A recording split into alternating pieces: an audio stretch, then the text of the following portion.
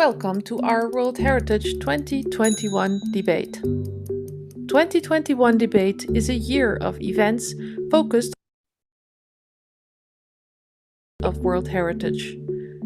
We want to uncover untold stories to broaden our views on heritage practices and future.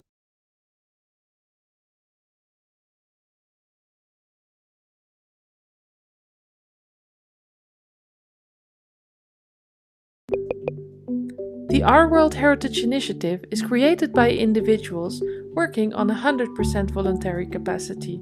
We would like to point out that Our World Heritage provides an open dialogue platform that is based on voluntary work of session organizers and speakers. Our World Heritage welcomes diverse viewpoints in the spirit of collegial debate where mutual respect is afforded to all. Please note that the expressed views do not necessarily reflect the official position of Our World Heritage. We thank today's speakers for telling their stories, and we thank you, the listeners, for your kind interest and questions. If you want to remain up to date on our activities, you can follow our social media. We maintain channels in multiple languages to break through the language barriers and connect to local communities. You will find all links on our website, ourworldheritage.org. Thank you for being with us today, and we wish you a very fruitful event.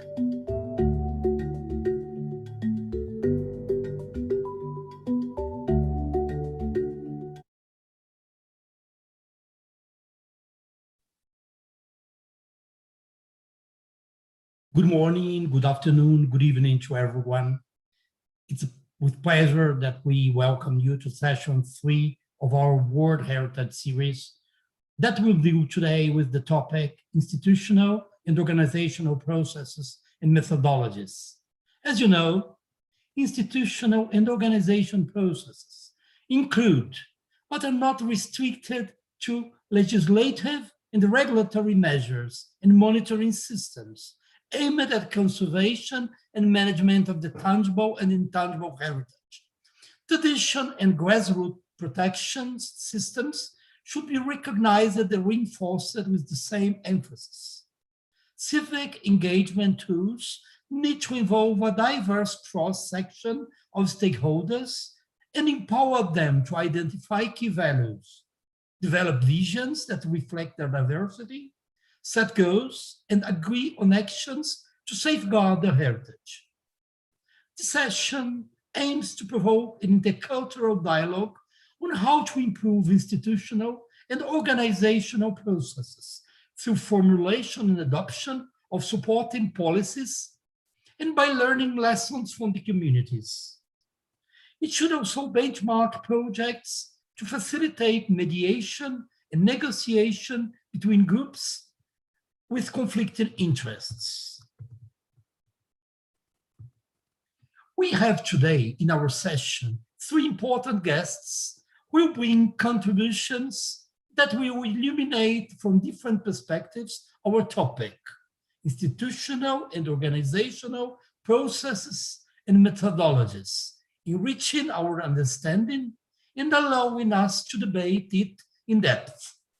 It was a pleasure that we invite Professor Alfredo Conti from Argentina, who is an architect, professor at Universidade Nacional de La Plata, and former vice president of ICOMOS International.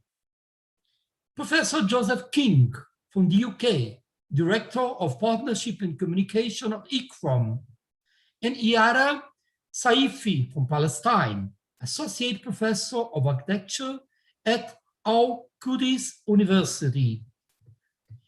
I would like to remind you that we strongly encourage the public to use our chat and the chat at YouTube to raise questions that I'll bring to the debate after our guests. As our first speaker, I invite Professor Conti, who will present his contribution, the challenge of integrating new approach at institutional level, a Latin America perspective. So, Mr. Conti, the word is with you. Thank you. Good morning, good afternoon, good evening, everyone. Thank you very much, Leonardo, for the introduction, and thank you for the invitation to join this important activity on our World Heritage. If you allow me, I'm going to share my presentation.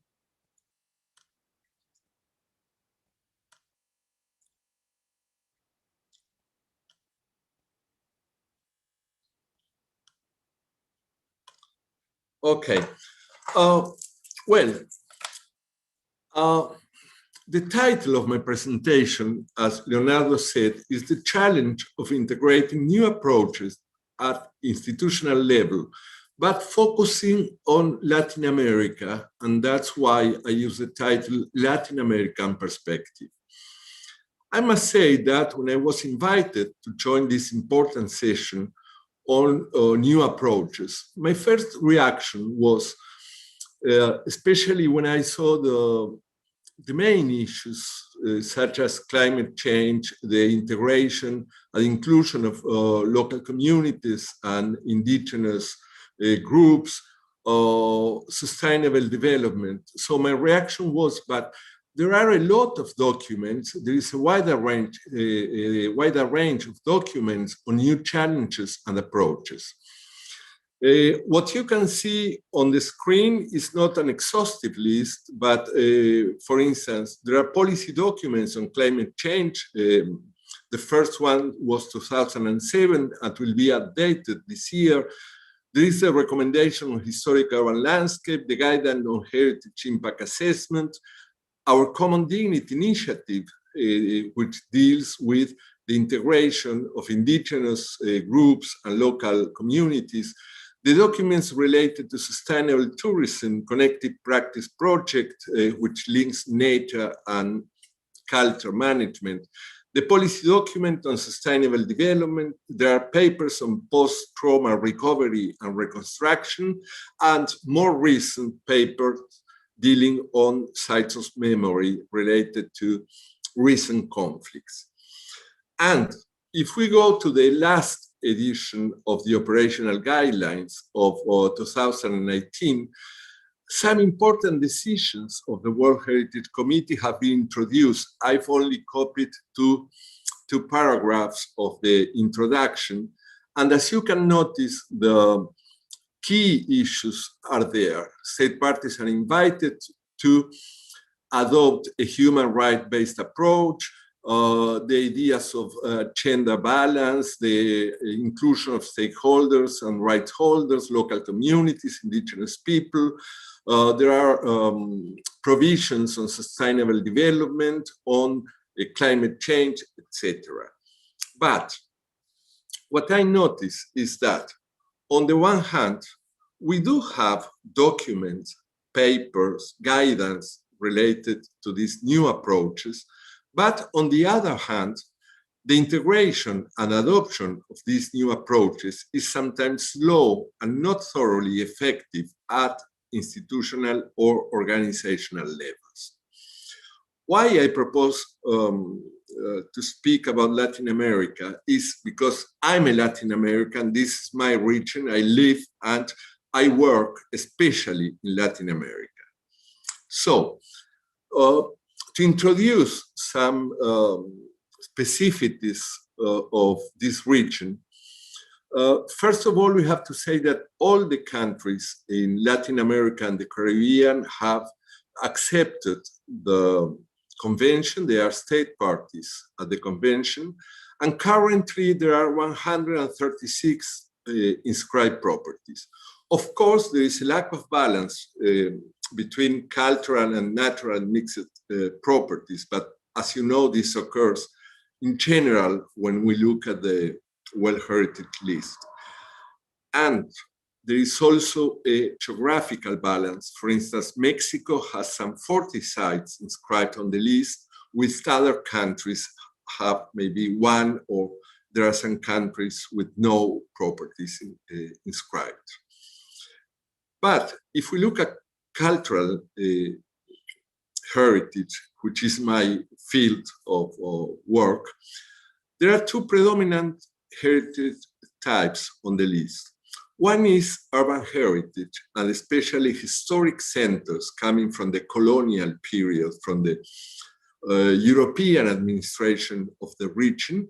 And the other is archaeological sites, which correspond, most of them, I would say practically all of them, to pre-European cultures. And there is something interesting if we look at the values on which these sites were inscribed on the list. Because in many cases, but especially those inscribed over the 1980s, and I mean the first stage of inscriptions on the list, values are related to historical and architectural or artistic aspects, and on the basis of, let's say, a traditional consideration of heritage. For instance, social values or community values were not taken into account. This has changed, especially when the cultural landscapes were introduced. And over the last year, there are another voices talking about values. But even in some cases of the 1980s, you can find references such as the discovery of the world, something that perhaps wouldn't be acceptable today. So I think that one of the issues to be dealt with in the new approaches is how to incorporate different voices, different point of view, different, especially communities and indigenous voices. And this is something that we have still to work on in Latin America. I'd like to share with you very quickly some outcomes of the periodic reports. The first cycle of periodic reporting for Latin America and the Caribbean was presented to the World Heritage Committee in 2004. And I wanted to highlight some responses given by the state parties. For instance, 62% of the sites acknowledged that it is necessary to revise the administrative and management arrangements. 41% didn't have tourism or visitor management plans. 60% didn't have any kind of risk preparedness plans, and a little bit more than half of the sites didn't have a formal monitoring system. Okay, this was some 20 years ago, but let's see what happened at the second cycle of periodic reporting. The questions were not the same, so the graphic is not the same. But as you can notice on the screen, the green bar means that the management systems were partially implemented. So this allows us to notice that the state parties themselves acknowledge that there are problems with management, with protection, with risk preparedness, with inclusion of local communities. And well, let's see what happens at the third cycle, which is expected to start later on this year. After the second periodic report, a regional action plan for Latin America and the Caribbean was adopted for the period 2014-2024. And the regional priorities identified by the state parties were, first of all, education, communication, and information. This is something where we have to work a lot still, because if I go to the list of documents and papers that I showed in the first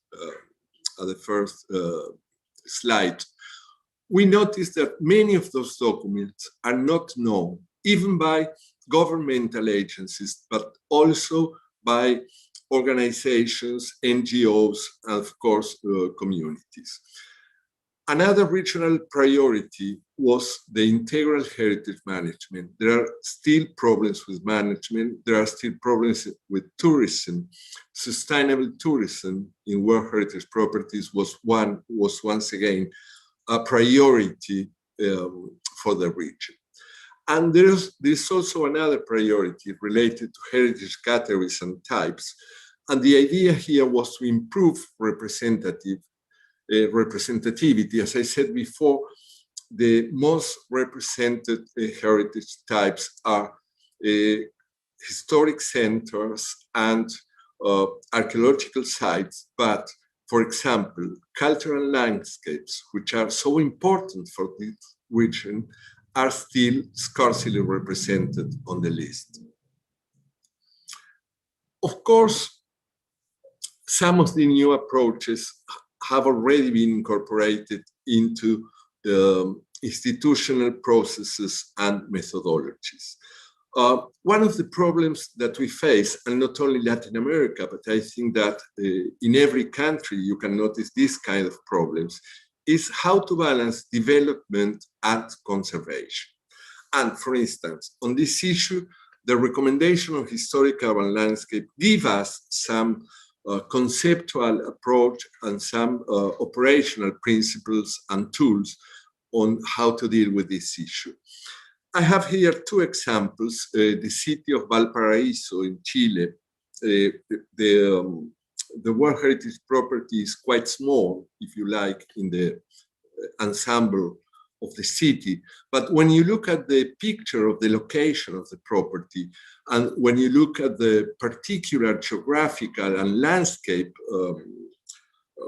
features of the city of Valparaiso, you notice that it's impossible to work only within the boundaries of the World Heritage property. You have to spread the view, the considerations, the protection and management measures. And it has been done. I think this is one of the examples where our institutional and organizational level, the historic and urban landscape approach and the heritage impact assessment approach have been implemented with a wide participation of all stakeholders and right holders. The other picture is in the city of Quito, Ecuador, where the construction of the underground train, the subway, meant that one station had to be constructed beneath the main, or one of the main historical and heritage squares of the town. So in this case, this was discussed very much between the state party, the advisory bodies, the World Heritage Committee, and it's another example where the heritage impact assessment has been used. There are other examples that I could mention where these new approaches have already been integrated into the organizational processes and methodologies. For instance, at the beginning of this year, I've been working in the updating of a management plan of a Mexican World Heritage town. And we had to use technology because it was impossible to organize a meeting with all the people gathered in the same place. And we could work using Zoom and using new technologies. But what is important for this case is that the sustainable development perspective was integrated into the management plan. So these are some examples, but there are also problems related to processes and methodologies. One of them is that in several of our countries, the legal and administrative frameworks have not been updated. For example, there is an intention of thinking about some cultural landscape to be included on tentative lists and later perhaps on the World Heritage list. But one problem is that in some countries, there is no legislation to protect cultural landscape as cultural heritage. In other cases, the inclusion and the participation of local communities is not foreseen in the current governance or legal frameworks. So this is one of the problems that we face when we talk of integrating new approaches or elaborating new approaches. I showed a list of documents, and I would like to quote Mike Turner. At the opening session yesterday, Mike said, okay, these are documents, these are words, but we can verify many times that there is a gap between the documents and the processes and methodologies.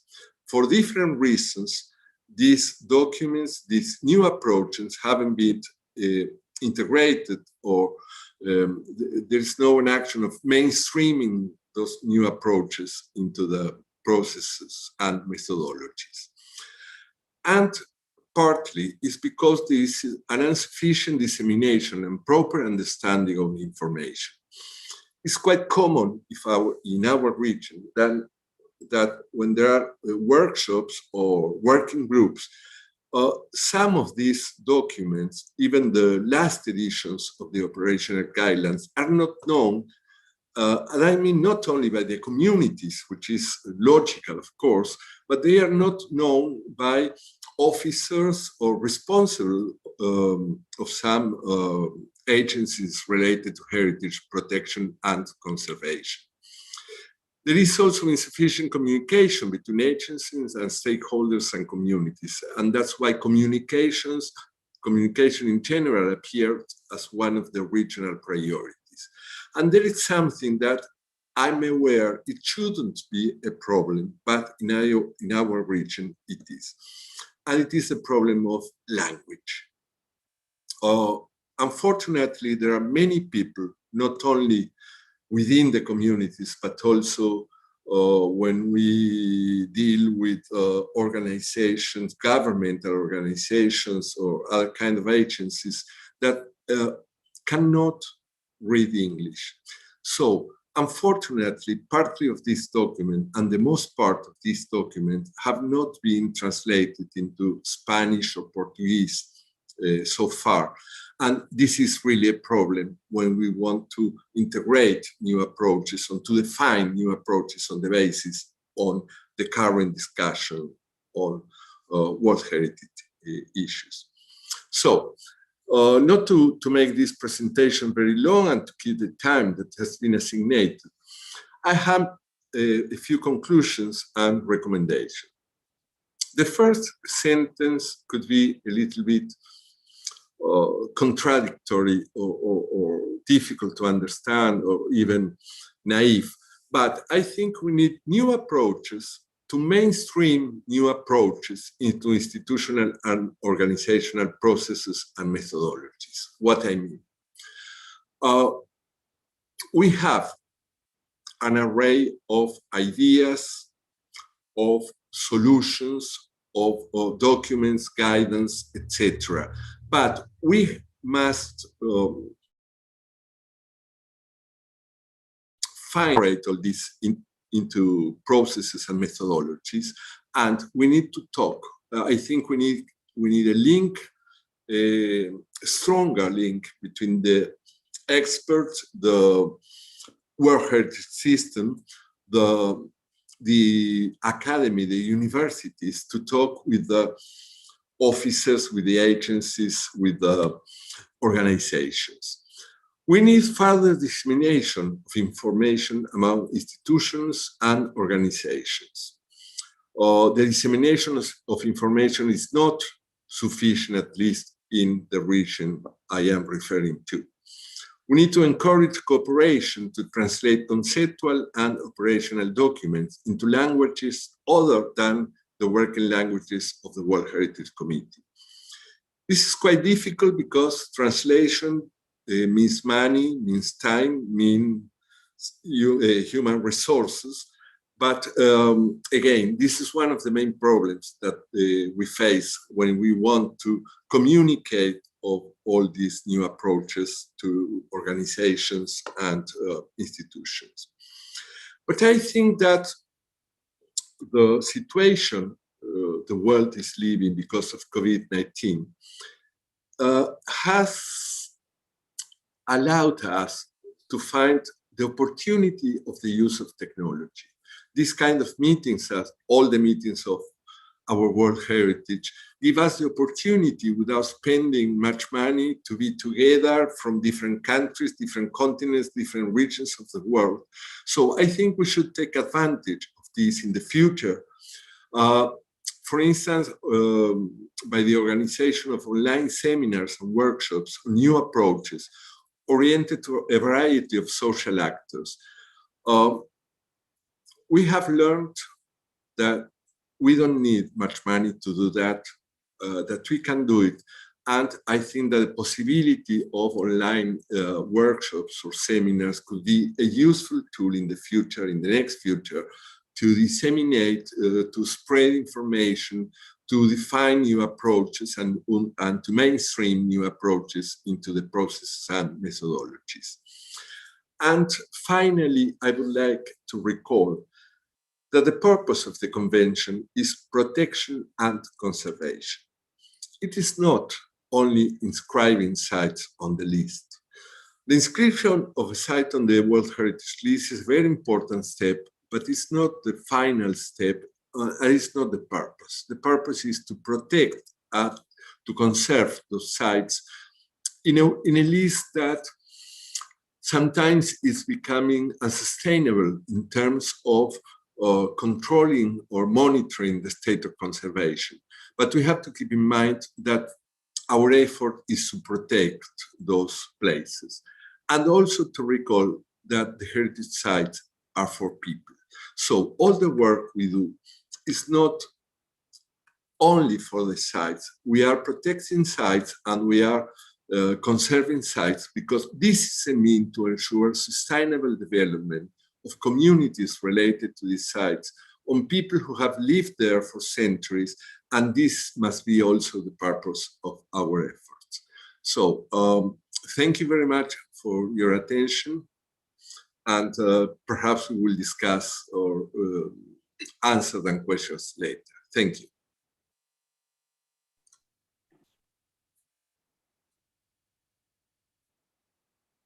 Yes, we'd like to thank thank you very much, Professor Conti, for this very enlightening presentation that took the perspective of Latin America. And now we're going to move on to another continent. We're going to invite, Professor Joseph King, that will make his contribution to this very provoking discussion. So, Professor Joseph King. Thank you very much. I'd like to first take this opportunity to thank the organizers at Our World Heritage for asking me to take part in this interesting session on institutional and organizational processes and methodologies. The issues being discussed as a part of this initiative, and in fact, the presentation that we just heard from my old friend, I can say now, Alfredo Conti, are, I think, very important in helping us to understand how we can enhance civic engagement and empowerment, and how we can enhance traditional and grassroots protection systems. These concepts are very important to me, and something that I came to understand 35 years ago when I was involved in my first professional job as a conservation planner.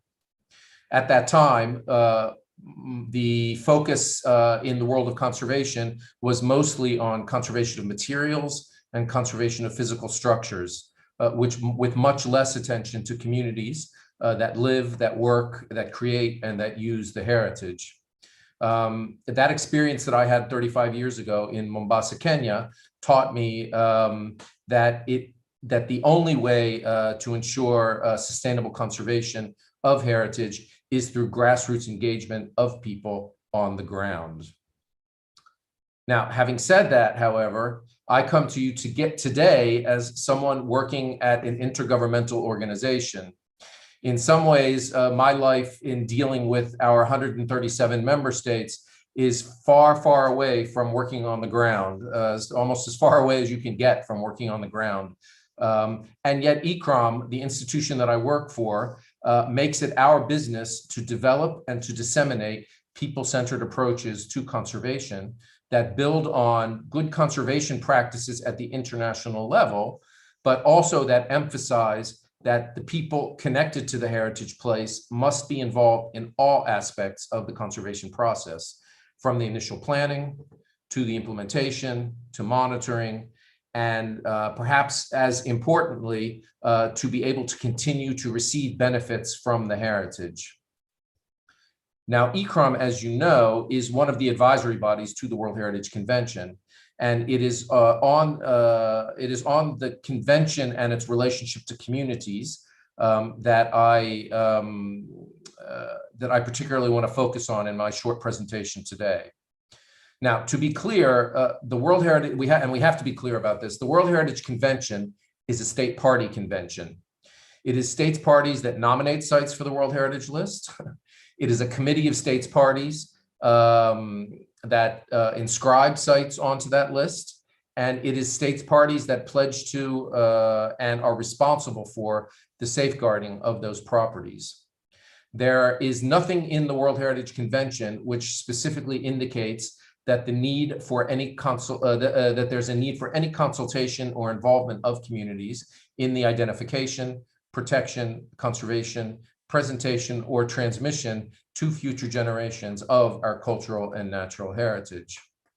The convention, in fact, actually does not say much about communities at all, but with one exception, and actually an important one, in Article 5, which recommends that, as far as possible, states parties should adopt policies which aim to give the cultural and natural heritage a function in the life of the community. And in that respect, I would say that the World Heritage Convention was a bit forward-looking, more so than most of us in the conservation field at that point in time. Yet the convention and the operational guidelines are the regulatory framework that guide our work on the World Heritage Convention and the implementation of that convention. And the institutions tasked with the implementation are identified first and foremost as I already said, the states parties, and then secondarily as the Secretariat of the convention located at UNESCO, that is now, of course, the World Heritage Center, not at the time in 1972, but now the World Heritage Center, and the 3 advisory bodies, which of course serve only in an advisory capacity. The actions of the convention, the creation of tentative lists, the submission of nominations, and the overall protection and conservation are the role of the states parties rather than UNESCO and the advisory bodies, or the committees where the heritage is situated. This is the institutional and organizational framework which we must work with in the World Heritage Convention. And this arrangement has created certain tensions in the past when attempts have been made to reconcile the convention and its state party orientation with good conservation practice, which is becoming more and more oriented toward communities.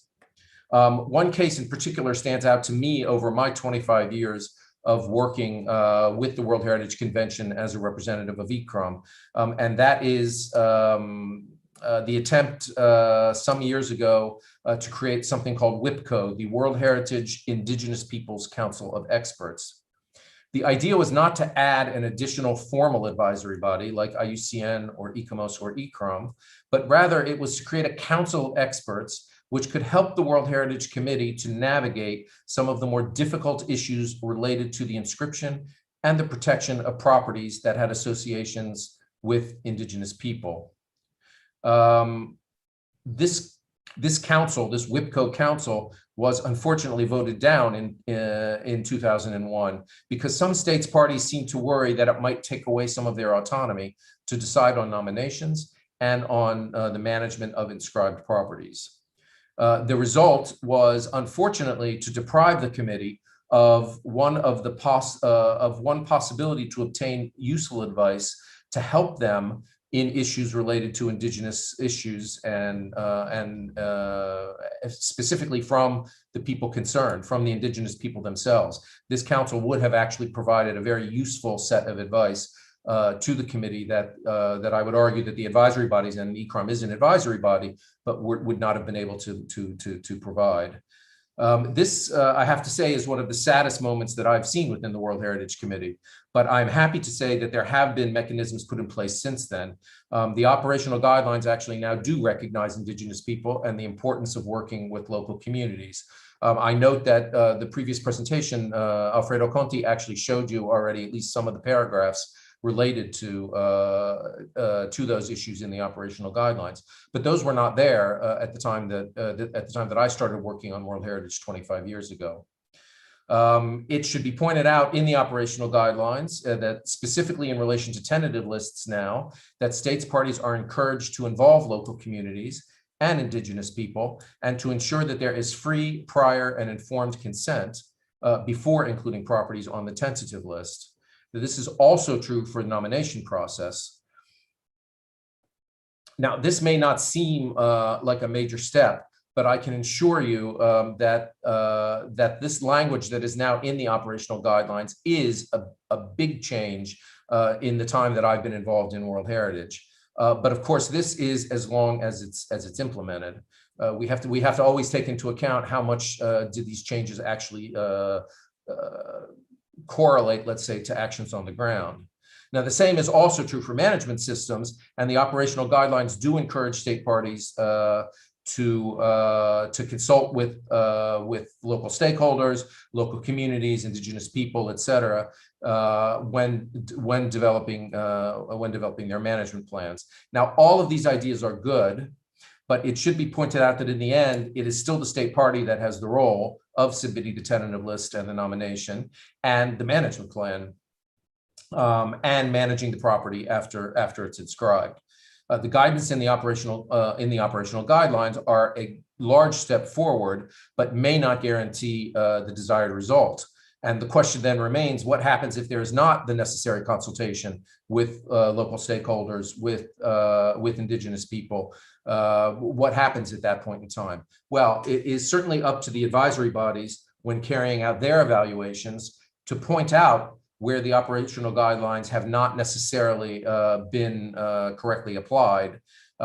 And it is ultimately up to the World Heritage Committee then to make a decision as to, in regard to that property, whether to inscribe that property, or when issues related to state of conservation are coming up, whether the proper consultations have been made. So it's again ultimately up to the World Heritage Committee, which is made up of 21 states parties, to take that decision. And it is for this reason that I would emphasize the issue of capacity building for all actors in the convention. For those of you that know me, and for those of you that know ICCROM, it's probably not a surprise that I'm going to advocate for capacity building. But I really do think that it is the most important methodology that we have to bring states parties and to bring all actual stakeholders of the World Heritage process up to the latest thinking in relation to working with local communities. So in regard to states parties, obviously it is important for them to realize that it is in their own benefit to have local people involved in all aspects of heritage conservation. We need to work with them so that they are comfortable working with communities, and that they understand the benefits derived from working with those communities. This is also true of heritage professionals. There are heritage professionals that believe that opening up decision-making to others may actually wind up sacrificing the heritage values rather than conserving them. But I would argue that instead, that strengthening, that bringing in the community and bringing in other stakeholders actually strengthens the arguments that we have for heritage conservation as a benefit to the population. So I would say that that having a stronger involvement is actually to the benefit of the heritage community.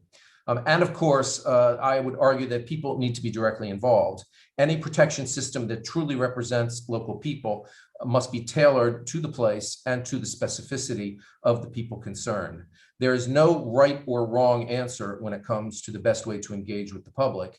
And it depends on the place, on the context, and the specific cultural practices. And when ICCROM talks about people-centered approaches to conservation, we don't give one particular methodology and say, this is the way that you need to do it. I think our point of view in that respect is to say that you need to look at the situation, you need to understand who's there and what's there, and to organize yourself, let's say, accordingly. So I would say that in doing this, then it is important to follow some common sense ideas to ensure that we have this positive protection with communities. So the first thing I would point out, I have 5 or 6 things just quickly to point out. The first thing is, when dealing with community, I would want to point out that there is no such thing as a community. In any place that you are, there are different communities that exist. So we can't say we are working with the community. We need to understand what is the complexity of the place that we are working at. We need to understand the complexity of the people that are there, and we need to understand who all of the various communities are. So the first thing we need to do is we need to map those stakeholders. The second thing, and I really want to emphasize this, is that we need to listen before we speak. Too often, people like myself come to a place and think they have the right answers already. But usually there are a lot of things that we don't know when we enter into a place. And I think it is better to wait and to listen before ever offering any advice or any way forward, let's say. We have to keep in mind that people know what they want and they know what is best for them. And we need to make sure that we listen to what they have to say. And in that respect, we have to ask them what is the heritage and what heritage means to them, because they are the ones who are really going to be able to tell us what is the importance of a place and what is the heritage of that place. So essentially, we have to do heritage mapping in addition to doing that stakeholder mapping that I already mentioned. Thirdly, I would argue that because we have multiple communities in most places, those communities may want different things. And so one of the most important skills for heritage practitioners going into a place is the need to have good negotiation skills. You need the art of negotiation. So I would say this is really one of the most important things that heritage professionals can do when they're working in a particular place. And then finally, I would say that we need to make sure that people are involved and that they understand how the work on the heritage will benefit them, because only if they can understand the benefits to them will they get involved, and only then will they work with us to set up collaborative management policies. So just to conclude, I would say that if you keep these principles in mind, hopefully you will be able to develop a good, strong cooperative process for management and monitoring of a property. And I think if we need to convince state parties of this, and we need to convince all stakeholders that only by doing this, we will have a better chance of ensuring long-term protection and a sustainable approach to the conservation of the heritage sites that we are interested in. So thank you very much for listening, and I look forward to the discussion that will follow. Thank you very much. Thank you very much, Professor Joseph King, for your contribution. It was very interesting, in a way that I think you pointed to the flexibility of the guidelines and also of the involvement of the mapping of the various stakeholders at the very important points. And now I'm going to invite our third guest, Professor Yara Saifi, to make her contribution. Thank you, Professor Yara. Thank you, Leonardo. And thank you, everyone. Good evening from Jerusalem. It's a pleasure to be here today and present to you my talk today. I'm very glad that I was invited, and I thank you for this. Let me share my screen. You see it? Oh, I'm sorry. Yes.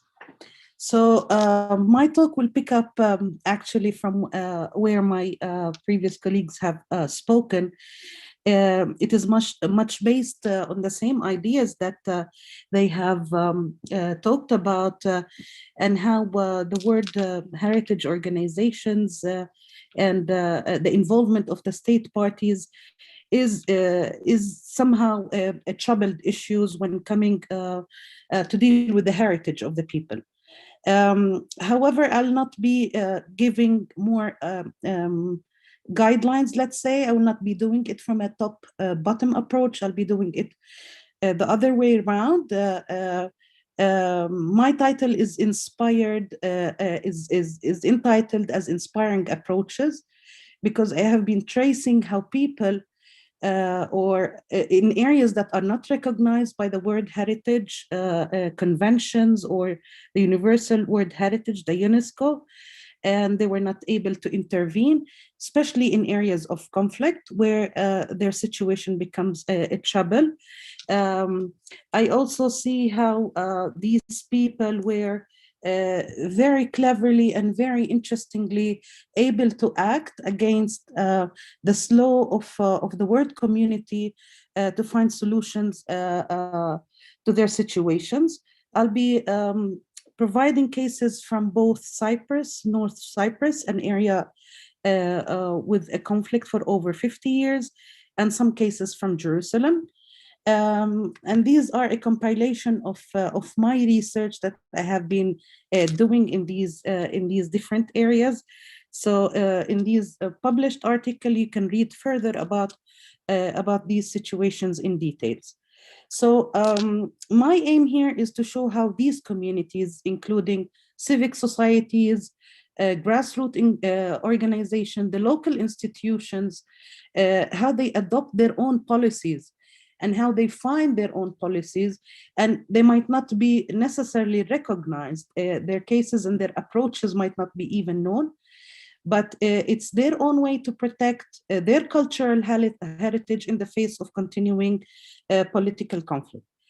And my argument is based on the background that, or against the idea that the word heritage discourse in general, or the way that heritage management is imposed, is very selective in the inclusion and exclusion of places, practices, and building. And the World Heritage Convention still recognizes these sites or these areas through states parties, which in my case, in cases of conflict, these state parties are sometimes the very reason why these people really suffer in reality. So these communities, they do not have their voices heard. And I would say that although the UNESCO, through its operational guidelines, have acknowledged the involvement of community, however, it's still dependent on experts or state parties, and does not in reality involve those communities. We cannot really ensure that those communities are involved.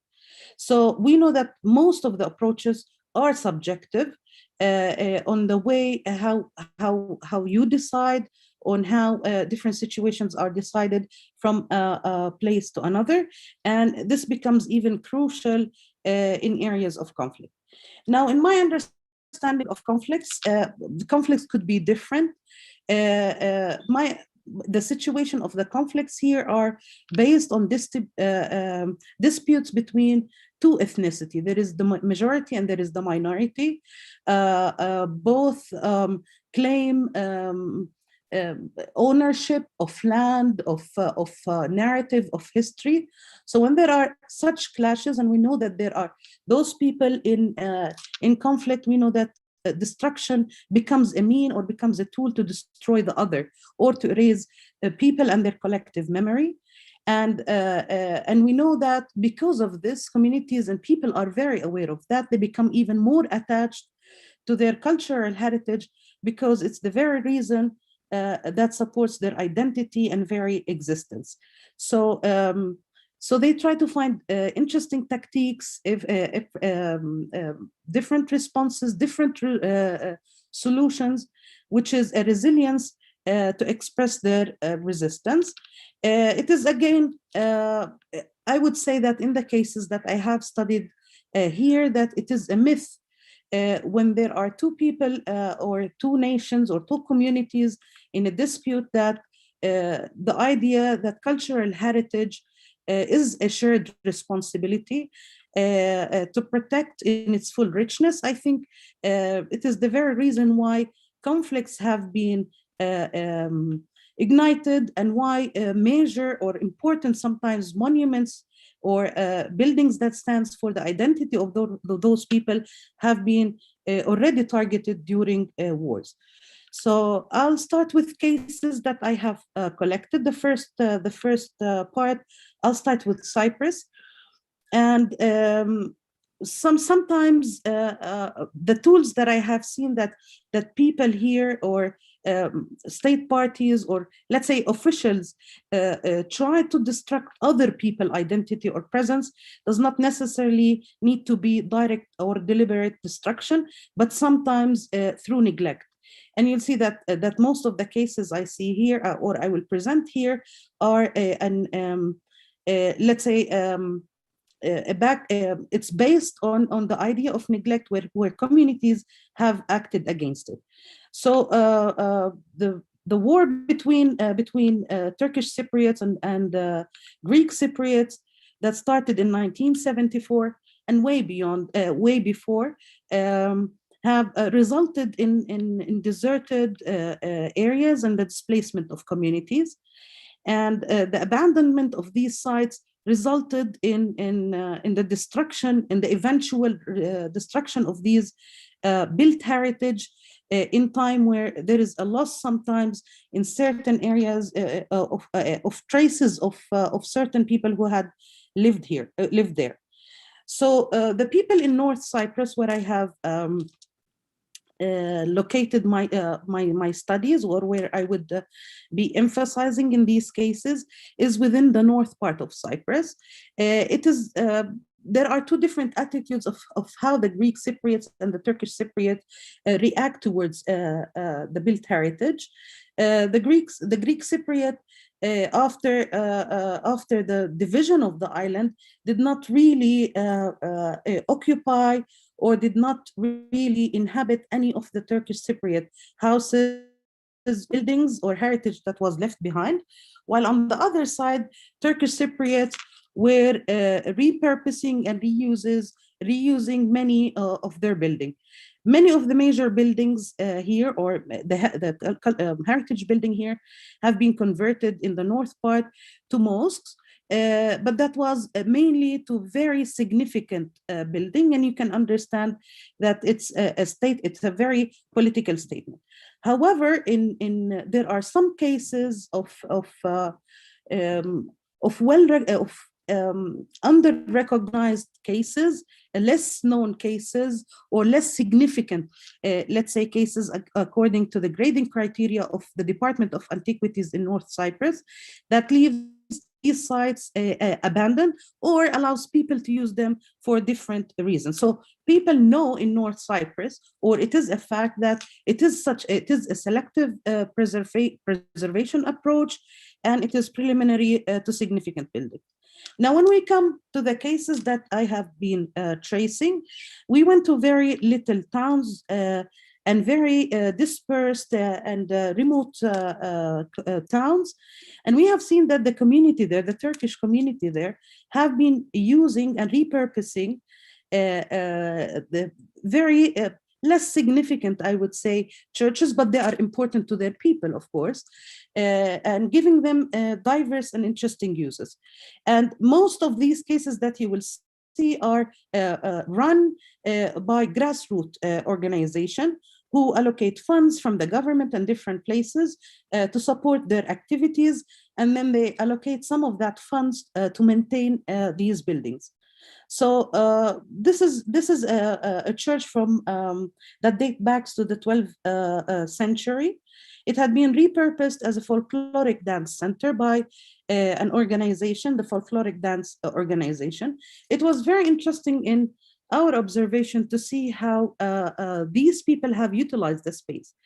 The inside have been all kept, nothing have been changed, nothing have been altered, and their uses and their interventions are quite minimal.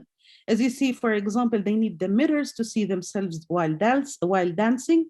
And we have realized that even these mirrors were not mantled to the wall. They just stand there because they did not want to harm the walls. You see the icons there and all signs of Christianity. Even you could see the chairs here that even still exist. So it was very interesting that those people do maintain these buildings. They repurpose them, although they give it a different use, but they at least guarantee that those buildings are not turned into a ruin through time. Another case, and you could see they might not be unnoticeable if you walk around these villages. They're not that significant, let's say, according to the to the universal criteria, but they are important to those people who have lived there and who have established their community. And the new community that replaces them, even with minimal intervention, as an organization here, again, the Larnaca Women Association, have really intervened in a very minimal way and allocate some of its budget to restore these buildings. Other cases, although in the village, you see, one of them was also converted to a kindergarten. It is a church. But again, all the furniture, nothing is altered in the space, and you still feel the spirit and of its original purpose. Again, one of them is turned into a museum. So it was very interesting to see that those people, they maintain what I call the absent other. Yeah, they know that that those buildings, they still carry traces of their original users. The way they really have used the spaces makes them feel more like tenants. They are ready to evacuate, and they use these places as empty shelters. So they are upkeeping them, or they are maintaining them till their original users would claim them once the conflict is resolved. So that was from the case of Cyprus. The second case is Palestine, my hometown, where much of the conflict is based through the built environment. It is over existence, history, identity, narrative, and collective memory. So both conflicts are really conflicts based over sharing the space. And it's not only the resources as we understand colonialism early last century. So again, in Palestine, the othering through neglect have been utilized since the war in 1948 between the Israeli and the Palestinians. The Palestinian community have been displaced. They had to flee the war at the time, and they were not able to return to their homelands up till to this day. So their villages and their houses have been neglected in some parts of the country. They were not inhabited, and by time these places have been left to decay, and they became part of a ruin, so you do not trace them anymore. Other means of neglect, especially in Jerusalem, where together where Palestinians live as residents of the city, are deprived of certain services and important services like infrastructure, collection of garbage, that really affects the cultural heritage and the built heritage in general. Jerusalem was, a site that was inscribed on the list of World Heritage as a site in danger, and that was in 1982, and still the conflict is not resolved. And the problem in Jerusalem, that Palestinians are not allowed, or the Palestinian Authority that is now is not allowed as a representative body of the Palestinian to inscribe or nominate any of these sites. The Jerusalemites who live in Jerusalem are around 400,000 people who live inside Israel, but are divided through a wall now, a concrete wall. So they are let alone or left alone to make their own decisions. It was very interesting to see in the face of such a situation that many Palestinian grassroots organizations have already established a very well-known conservation practices and approaches to urban, historical, and cultural and national identity. And they were putting many effort to revitalize, conserve their heritage in order to protect it from the occupation based on their very creative solutions. So I would focus here on institutions such as universities here and their role in safeguarding the cultural heritage in Palestine, mainly focusing on a case in Al-Quds in Jerusalem. Universities in Jerusalem have been established as public organizations. They're not owned by anybody. They are not a private organization or institutions. It belongs to everybody, and it depends on tuition fees from students and donations from different figures.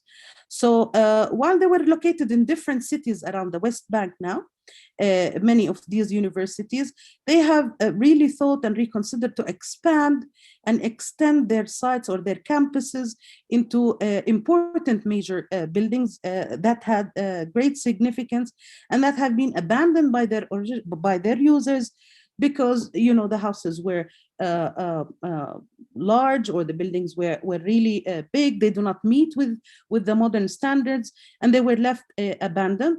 So universities were leasing those buildings for a long period, giving them new uses, and opening them up for the community to use and utilize through different, of course, uses that sometimes are academic and educational, and sometimes are communal and recreational, and the functions are really diverse.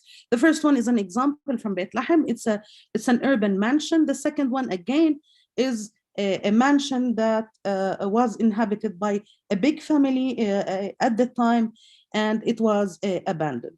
Now, Al-Quds University as a university suffers more because parts of its campus was separated by the separation wall, as you see it, the concrete wall here. And although the main campus is located in Abu Dis, outside the area surrounding the old city, it had, since its establishment, it had been seeking to obtain permission to use many of important and abandoned sites in the old city and repurpose them and bring the community that is still suffering from lack of services on all means. So I'll show you some of the examples that they have been repurposing and the work of how the community was really involved here. And I must tell you that their practices is really based on their own tactics, on on immediate solutions, on the way they had to deal with the site, and then, of course, with large complication from the Israeli authorities, antiquity authorities, but they still would struggle and find means and solution to reclaim these sites that they know if it is left abandoned for a longer time, it would decay or it would be claimed or taken by the Israelis. So this is a very old historical site. It's a reservoir, or it's a pool that used to collect and distribute water to all Jerusalem, and it is part of the watering system that was built during the Roman period, and it would collect the water from the adjacent buildings. It is unfortunately this site, and this system is now obsolete, and the watering system does not function as such because a better infrastructure was provided. So this vacant land, which is very rare to find in a city like Jerusalem, have been left, as you see it here on the left picture, where there is much of the rubbish accumulating from the surrounding houses. Accessibility to it is very horrible. It is quite inaccessible. So the university was able to claim its ownership through an agreement with the Waqf Foundation and the Coptic Inn together, and decided to repurpose it. These shows the old situation of how the entrance to that building is, and how the situation or the condition of the housing surrounding it. And the first thing that the university did was to bring up the youth in Jerusalem. They cleaned up all the litter,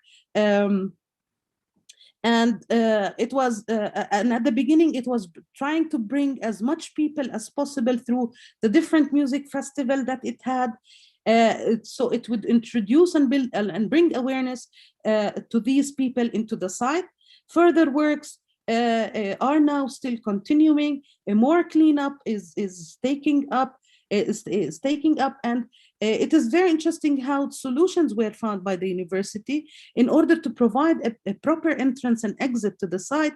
The university had to buy one of the properties overlooking the street and overlooking the site and repurpose it as an entrance and an exit to such site in order to bring life back to it and a proper activities.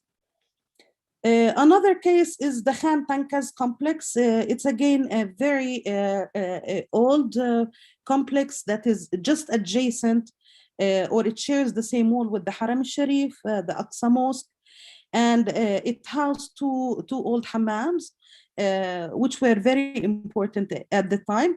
And they are that both hammams, Hammam al-Ain and Hammam al-Shifa, were abandoned for a long period of time.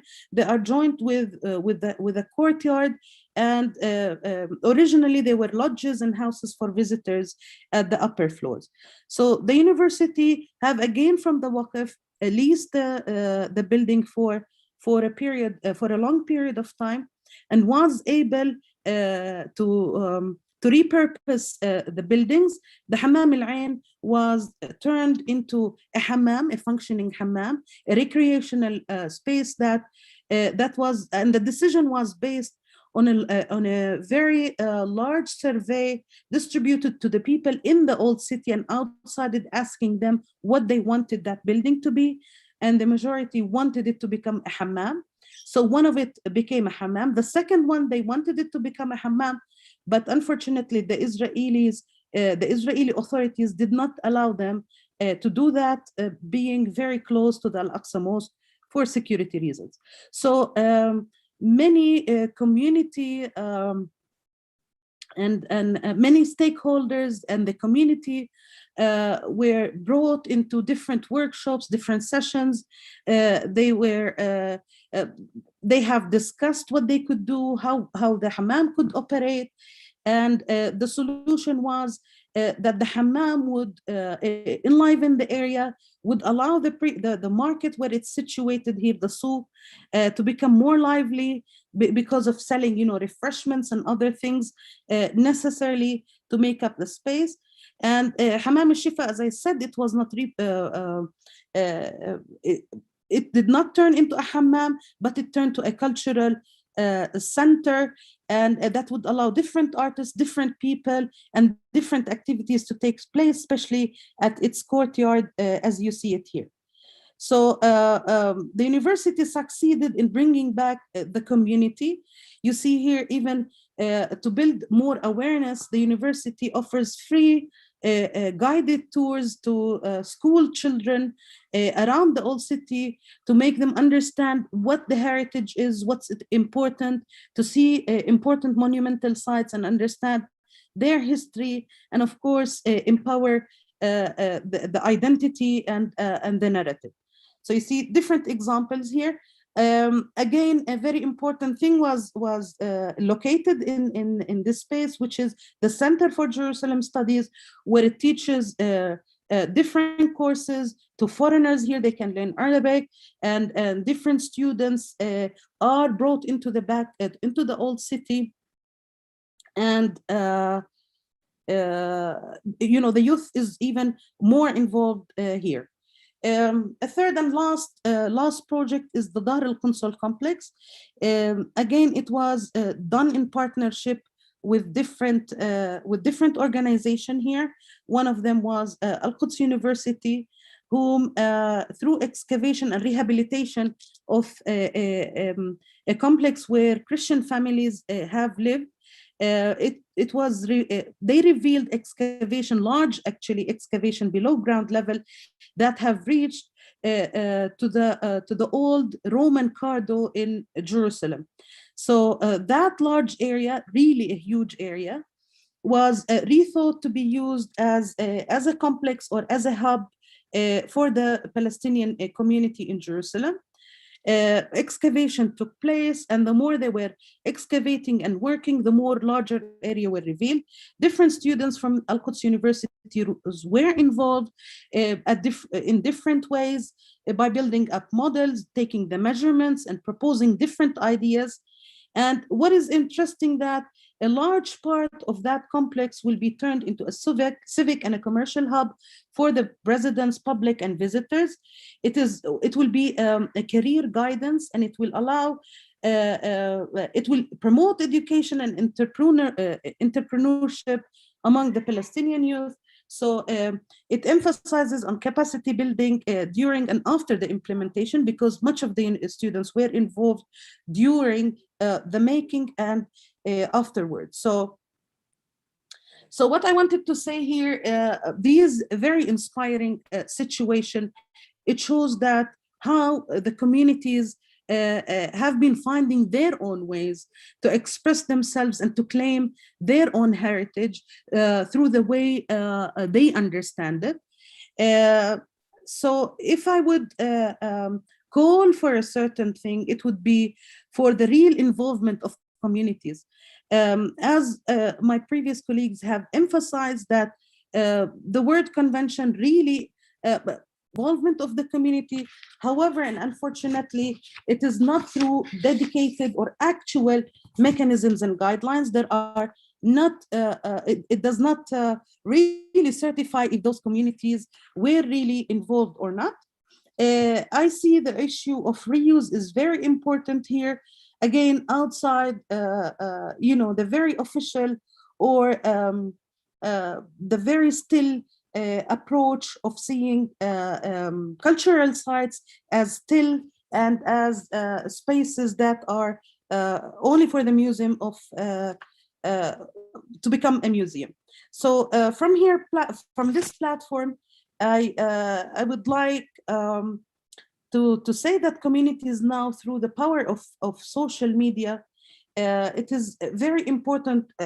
It is very important for them and for their voices to be heard, is to help to bring justice to Palestinian cultural heritage in areas where they really cannot intervene or act.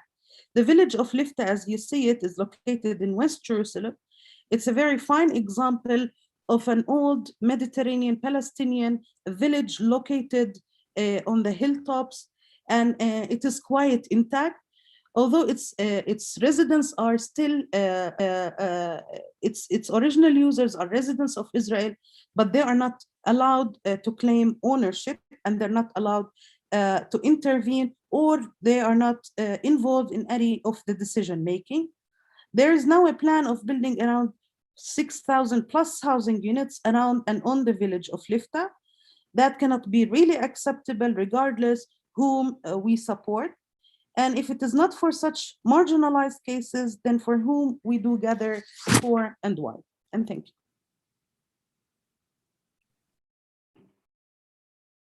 Thank you very much, Professor Yaras Saifi, for this very inspiring contribution to our discussion. We have received some questions from the public. I've organized them. So I have one question for each guest and one general question that I'll make to you three, to the three of you. So I'll begin with Professor Alfredo Conti, and we received a question, or some remarks to the question by Carlo Francini, who is the site manager of the Historic Center of Florence, and he says, Professor Conti's suggestion about the RIU and the RIA integrated approach is very interesting. In this moment in Florence, we are working with this approach for a good influence on urbanistic policy inspired from the World Heritage values through our management plan. It's a great challenge. Professor Conti, do you have any suggestions to reinforce this approach? Thank you, Leonardo. Thank you for the question. And first of all, I would like to say that the adoption of the recommendation of historic urban landscape was a very important step, very important stage in the theory and in the operational aspects of dealing with urban heritage. I think that the most important, maybe, contribution of that recommendation is that we should consider the city, the town, or an urban area, not as an object, but as a process. Even if we look at the statements of OUB of many urban properties inscribed on the World Heritage List, you will notice that the values that were taken into account are architectural values, urban values, artistic values, and there are even some cases, and there are some cases in Latin America where the statement of a standing universal value is based on the fact that there are 5 or maybe 6 very important buildings included in an area. So they have been assessed as objects. But what this recommendation suggests is that the city is a layer. There are layers of significances, of values, of attributes, and that's why I say that we must consider the city as a process, and that even if we are working in a small part of the city, we should widen our vision and our field of action. For instance, we know that sometimes regarding buffer zones, there are discussions how to elaborate rules to manage the buffer zones. But we have to think also beyond the buffer zones, because we know today that some projects, some buildings could have a negative impact on the, let's say, heritage part of the city, even when they are located far away from the boundaries of the buffer zone. And the other important contribution of that recommendation is that it's an answer or a possible response on how to balance conservation with development. So, I'm not sure whether I can give any suggestions, because I'm sure the people in Florence are well aware of how to implement this recommendation. But the idea is that even if you are working with this part of the city that is listed, that is inscribed on the list, you have to expound the area of studying, assessing, proposing maybe new ordinances or land uses measures. And another important point is that the recommendation invites to incorporate different stakeholders. So not only the professionals or the experts, but also the voice of the communities must be heard. And I would like to finish my possible answer agreeing with Shou King when he said that it's not possible to talk about a community. A community is not a homogeneous body. Within a community, there are different interests, different hopes, different needs, different expectatives, and it's one of the most difficult issues to deal with. So that's why it's very important to listen before speaking. And what I would suggest is that you need all the opinions, and you must find a way of solving conflicts within a community. But I encourage you to go on with this. And there is another recommendation regarding the heritage impact assessment, because it is not incorporated in general in many management plans of legislation frameworks. And I think it's very important to incorporate this instrument, because in the case that there is some project or some idea or some plan that could jeopardize the values of the property, you can use that tool. It's under revision now. Actually, the tool has been designated some 10 years ago. It's under revision. It's likely that very soon we will have an updated version. So I would also suggest to use the Heritage Impact Assessment tool to incorporate it into the management plan. Thank you. Thank you, Alfredo. And now I have a question for Joseph King. When dealing with communities that have not been educated about their heritage, how would we involve them in heritage management decisions? Would it not take into consideration the heritage they have not been taught to value?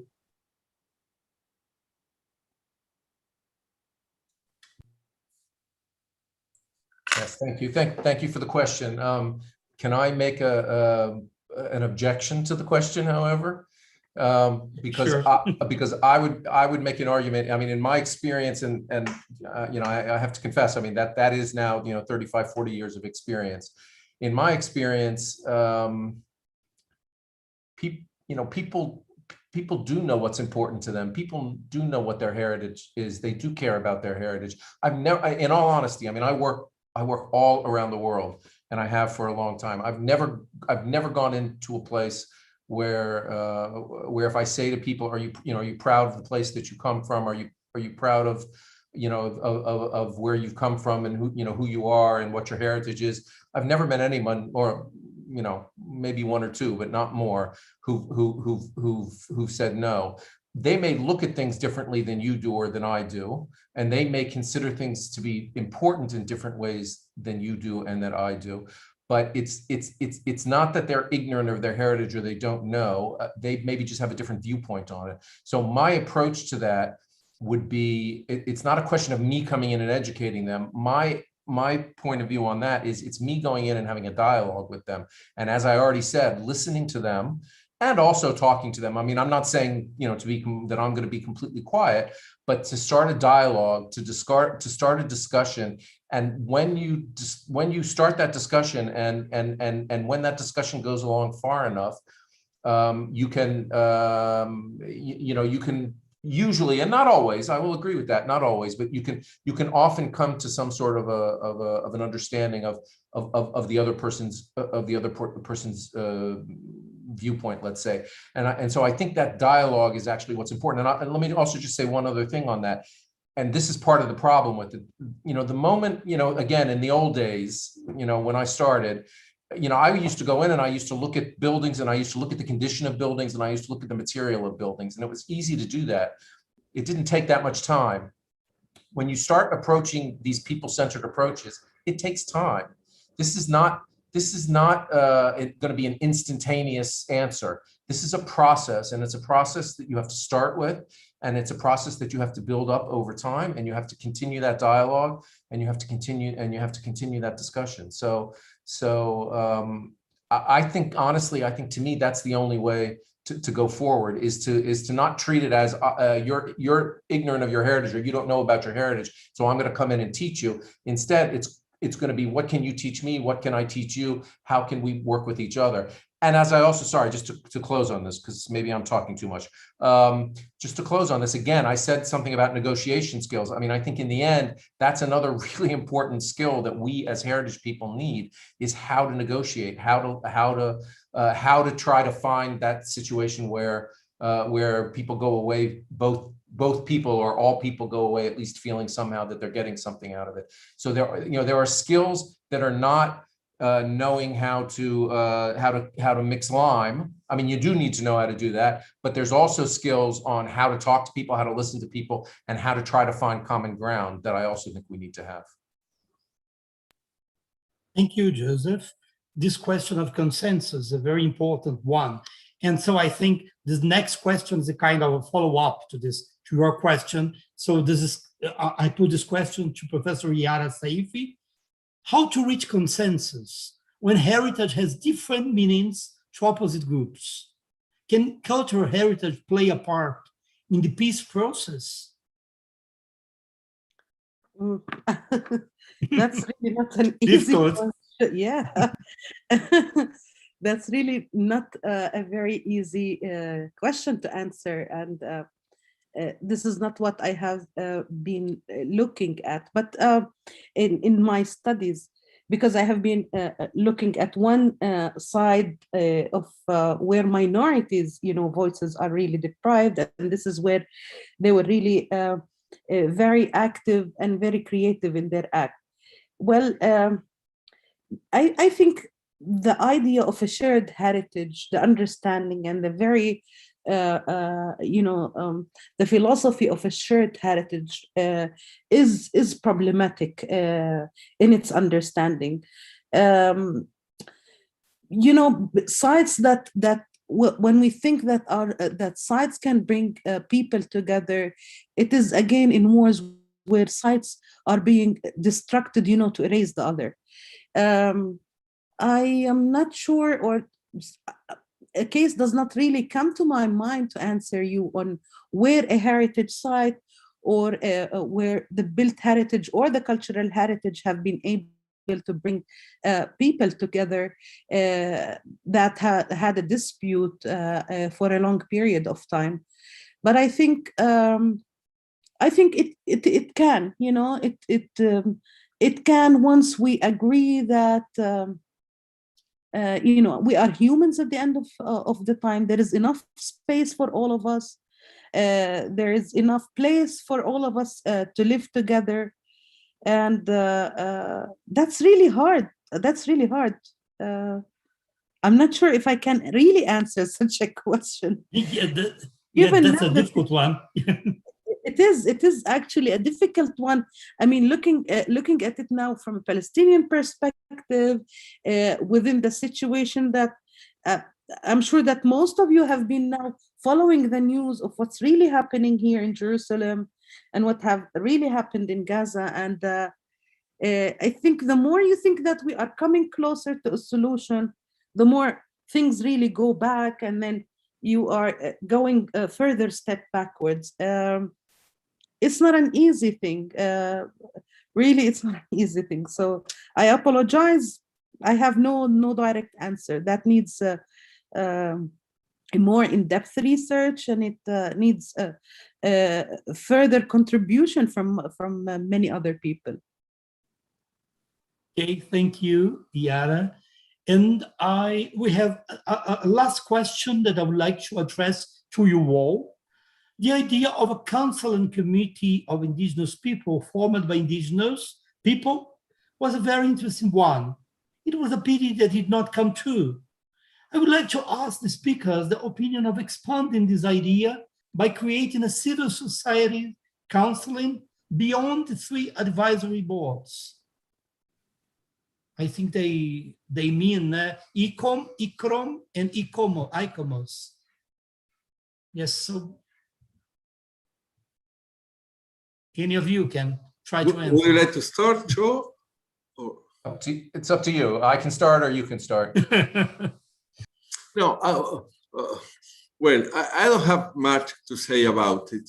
Well, first of all, we're not talking on an official position. We are talking as persons. Today, we're not representing institutions. Joe has explained that idea of forming that council. I think it's very important to bring people to the convention and even to the decision making. But we have to say that the convention, that the World Heritage System has its own principles, ways of taking decisions, etc. So it will be very interesting, but it's not easy for me to imagine how it can be formalized in the framework of the current bodies of the convention. As far as I remember, I didn't attend all the committee sessions, but as far as I remember the committee sessions I attended, there is always the possibility of having the voice of communities and the voice of indigenous groups. Of course, they have 2 minutes perhaps to speak when they should be heard much more than 2 minutes, with their other institutions or state parties or committee members that have always more time to express, and no matter how many times they want to talk, they want to speak. But I'm not sure about this idea of a council as an advisory body, because as far as I understand, now I've seen that, Joe, you should have started with this answer, but it should imply even to change perhaps the text of the convention itself. But of course, bringing those people into the discussions. I think that today nobody discusses that local communities with the differences within the communities and indigenous people must participate actively in all the processes of the convention, in the identification of values, the definition of values, the updating or elaboration of tentative lists, nominations, state of conservation, monitoring, etc. So, of course, this is very important, and this should be done today. We can't imagine today any process of the convention without the participation of people which is directly involved to the places. Joe. Yeah, okay, so sorry, I need to just give it a little bit more background on this. The idea was not to set up a advisory body like ICOMOS or like ICROM or like IUCN. That was never the intention. The intention was to set up a group of people, indigenous people specifically, who could advise the committee specifically when there's a site related to indigenous, that had some sort of strong relationship to indigenous issues. And it was a way to get the concept behind it was to get was to be able to give additional viewpoint on a very specific set of issues that maybe ICOMOS or ICROM or IUCN were not as strong on. Now, actually, having said that, especially this was in 2001, so this is actually 20 years ago. Having said that, we've all gotten a little bit stronger on that in the last 20 years. And UNESCO itself also has started working on these issues more seriously. But at the time, the idea was not to say a fourth advisory body. It was simply to say that we want to set up this council which could give advice when issues arise that we need special or specific advice. In terms of the question, I would be I'll be honest with you, I'd be a little bit hesitant to try to set up an additional, let's say, NGO advisory group or board, because to be honest with you, I think everyone's roles are different here. And I think NGOs have a very strong role to play, but the role that they have to play is not as an official advisory body or an advisory board. They work with the system, but in a way from outside the system. Our World Heritage, actually the meeting that we are at right now, comes about because there are people who are saying that there needs to be more input from civil society than is what is going on right now in World Heritage. And so all of these efforts, all of this meeting that, all of these seminars and monthly discussions that we've been having now over the last, whatever it is now, 5, 6, 7 months, however long it's been, is actually to bring in those voices, let's say, that don't have a voice, let's say, at the committee. But I would agree with you, Alfredo. I mean, the idea of having another advisory body, I'm not sure whether that's so useful, but the idea of making room for and making sure that those voices are heard, I think is something that is actually beyond crucial. It is something that has been missing from the World Heritage system, I'll say, and I think our World Heritage is exactly trying to address that. So actually, it's already happening now, and we're a part of it today because that's actually what's happening today. Thank you, Joseph. Yara, would you like to add something? Yeah, I would say, well, maybe first of all, the way the formality and the way these things function should be really reconfigured and readdressed. All these nominations, the way conventions, the way operation guidelines are being written, I guess it's a problem. It's a problem from the beginning. It's done remotely. It's done outside the people who are really involved. Nomination happens really on paper and very formalistic visits. I think those people who should be involved in the decision making should spend more time with people, spend more time with the communities, devote time and stay with them. It's very easy to draft ideas and draft conventions from a remote 5-star luxury hotel, and while you do not know what's really happening on the ground. So I think the whole thing, how it started, and I think that the UNESCO and whatever conventions and charters have been gearing towards, now it's almost 100 years. It has been improving, but not necessarily making things better. And I think it needs to stop and reconsider the way that the whole thing have been done from the beginning. A new approach is needed, a new approach that is based on the people. Come see the people, come meet them in an informal way. And there should be an ease from state parties. Why shouldn't a community come and nominate a building? Why should the state party be the representative of the people? Yeah. And they could be helped, the UNESCO could help them, different organizations could help them, different people could help them, and even their governments could help them. So I think there should be an ease towards that direction. These ideas might be very revolutionary, I know, but changes might start with small ideas. Yes, and that was the idea of this session, Yeah, in exactly. all this program. I mean, to bring new ideas, to change things. Yeah. And so Yes. I would like, very, very much, to thank you all for your very enriching contributions to the discussion. I'm sure that we're leaving the session thinking, in a more deeper way about our theme, institutional and organizational processes and methodology. And I think the contributions by Alfredo were very important, in which he could, point out these difficulties of integrating this new approach into our institutional policies and into our methodologies. I think this question about the disjunction between our theoretical and methodological documents and the practice of our heritage agencies is crucial. We have, we are unanimous when we discuss, for instance, the expansion of heritage, but we're going to apply it. It's something different.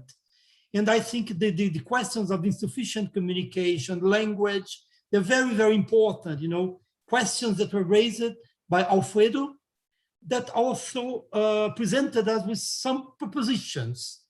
And also the contributions by Joseph King. I think it's interesting because all of the contributions, they were in a kind of, they were a complementation of each other. I think in a certain way, Joseph King developed further, the ideas in which he pointed out the difficulties of, putting together the expansion of heritage and the practice of the agencies too. And in this way, I think it was very important that he pointed, the flexibility of the guidelines, and also the importance of involving the communities and all stakeholders in all stages of this process. And the idea of the capacity building, making, the agencies realize that's very, very important to work with local communities, understanding the benefits, mapping the stakeholders and the values involved, in listening before talking. And finally, I would like, to compliment Yara for these very, very inspiring examples that she brought, that I think in a certain way, she showed us how we could, go beyond this authorized heritage discourse, incorporating people's perspectives, going beyond the state parties' perspectives, incorporating communities. And I think that's the only way that we could, build a really intersubjective heritage. And thanking you very much. I also thank you, the public, that followed us till now.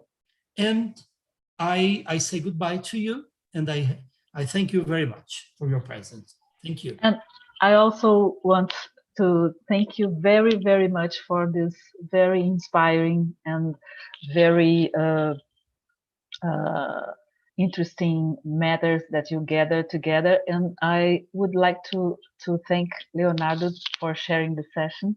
It was a great session. Thank you very much. Very much.